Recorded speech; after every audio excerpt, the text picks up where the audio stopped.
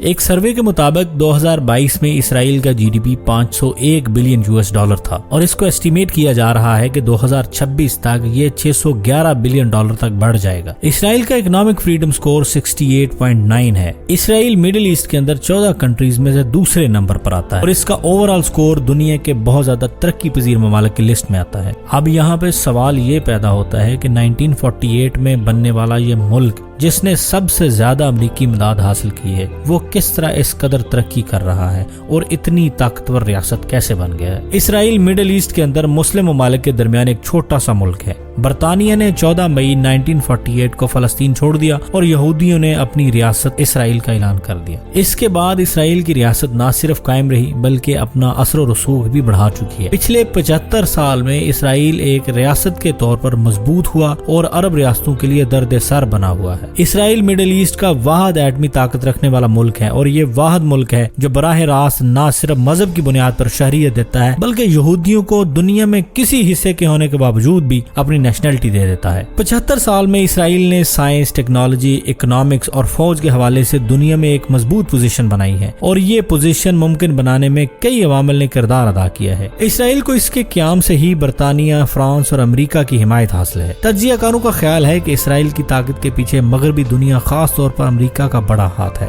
World war 2 के बाद Israel सबसे ज्यादा अमेरिकी इमदाद हासिल करने वाला मुल्क है। बरतानिया ने पहली जंग के बाद फलस्तीन को अपना नौ आबादियाती इलाका बना लिया जिससे 400 साल उस्मानी एम्पायर का खात्मा हुआ। फ्रांस का इलाका भी दरमियान में था, हालांकि इस खित्ते पर समझौते के तहत बरतानिया की हुकूमत थी। यहूदियों को अपना इलाका बनाने का ख्याल बुनियादी तौर पर बरतानवी हुकूमत की तरफ से ही आया था। इस वक्त दुनिया के मुख्तलिफ ममालिक से यहूदी ग्रोह दर ग्रोह फलस्तीन की सरजमीन पर आने लगे थे। फलस्तीन में मुसलमानों के अलावा ईसाई भी रहते थे। यहूदी बस्तियों के तनाजर में अरब नाराज हो गए। इस एहतजाज को दबाने के लिए बरतानिया ने अरबों पर भी तशद्दुद किया। बाद में इसराइल की रियासत का ऐलान करके फ्रांस और बरतानिया डायरेक्ट इसके साथ हो गए। इस बात में कोई शक नहीं कि मिडिल ईस्ट के ममालिक में सिर्फ इसराइल ही डेमोक्रेसी कायम रखने में कामयाब रहा है और इसकी डेमोक्रेसी को यूके और फ्रांस की तरफ से बहुत ज्यादा सपोर्ट भी हासिल थी। दूसरी तरफ अमेरिका इसराइल करने वाला पहला मुल्क था। अमेरिका ने इसराइल की रियासत को इस दिन तस्लीम कर लिया था जब वो कायम हुई, लेकिन इस खित्ते में बरतानिया और फ्रांस का असर और रसूख ज्यादा था। लेकिन अमेरिका के साथ ताल्लुकात 1956 में दूसरी अरब इसराइल जंग के तनाजुर में मजीद मजबूत हो गए। जब इसराइल ने वेस्ट की मदद से इजिप्ट पर हमला किया, सोवियत यूनियन ने इन ममालिक की मदद करने में दिलचस्पी जाहिर की, जिन्होंने इजिप्ट की हिमायत की और अमेरिका ने मशरकी वस्ता में यानी मिडिल ईस्ट में सोवियत यूनियन को रोकने के लिए बरतानवी फौजियों की पोजीशन संभाली। इस बात में कोई शक नहीं और रिसर्चर्स भी इस बात का ही कहते हैं कि इसराइल को दुनिया भर की सुपर पावर्स की सपोर्ट हासिल थी और सुपर पावर्स ने ही इसराइल को मजबूत होने में मदद की और इस कदर मजबूत बनाया। इसके अलावा ये भी कहा जाता है कि यहूदियों का कल्चर, रिलीजन और इसके अलावा जितनी भी रवायात हैं वो अरबों से बहुत ज्यादा मुख्तलिफ हैं, जिसकी वजह से वो अरब के अंदर रहते हुए अरबों से अलग रियासत बनाने में कामयाब हो गए और इसको कामयाब भी बनाए रखा। हालांकि देखा जाए तो इसराइल अपने दुश्मनों से घिरा पड़ा है। इसराइल के हर तरफ उसके दुश्मन ममालिक शामिल है जो किसी भी वक्त उसको रोकने में कोई भी किरदार अदा कर सकते हैं, लेकिन हजार साजिशों के बावजूद इसराइल अपनी तरक्की को ना रोका और तरक्की की राह की तरफ इस तरह गामजन रहा कि आज वो दुनिया की मजबूत तरीन रियासतों में से एक रियासत है। कहा जाता है कि अपनी फॉर्मेशन को जस्टिफाई करने की दौड़ ने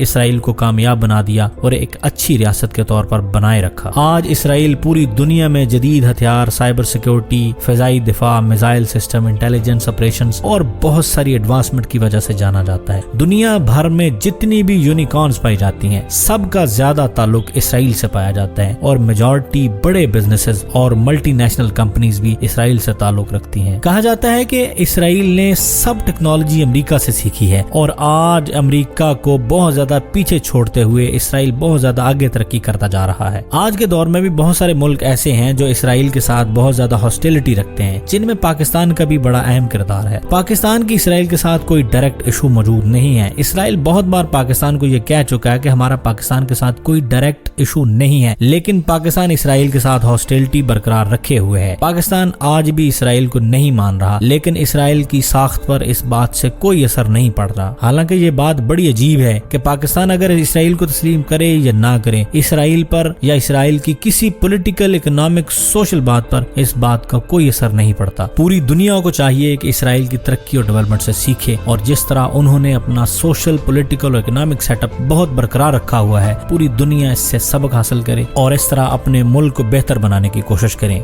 दोस्तों, आज के दौर में कोई भी मुल्क आपका दुश्मन या दोस्त नहीं होता। अगर आपका कोई दुश्मन या दोस्त होता है तो वो आपके नेशनल इंटरेस्ट होते हैं, और नेशनल इंटरेस्ट की बेस पर ही सब कुछ बनाया जाता है, और यही इंटरनेशनल रिलेशन की बेस माना जाता है। आज पाकिस्तान और दुनिया भर में डेवलपिंग नेशंस की बहुत बड़ी जरूरत टेक्नोलॉजी, एडवांसमेंट और इकोनॉमिक स्टेबिलिटी है, और दुनिया भर में इसराइल से बेहतर इस बात की कोई मिसाल नहीं मिलती। दोस्तों, ये थी हमारी आज की वीडियो। उम्मीद करते हैं आपको हमारी वीडियो पसंद आई होगी। अगर आपको ये वीडियो पसंद आई है तो हमारे चैनल को सब्सक्राइब जरूर कीजिएगा। मिलते हैं एक नई वीडियो के साथ। Stay tuned.